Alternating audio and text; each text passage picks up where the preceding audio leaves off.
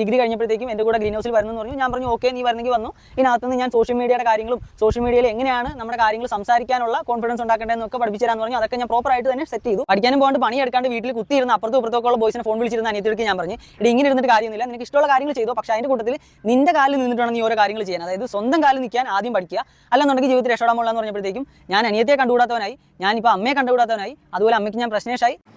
Guys, ഇവൻ പ്രശ്നേഷല്ല, വെറും ഊളേഷാണ്. സ്വന്തം പെങ്ങളെ പറ്റിയിട്ടാണ് സോഷ്യൽ മീഡിയ കയറി നീ കൊള്ളരായ്മ മുഴുവൻ വിളിച്ച് പറയുന്നത്.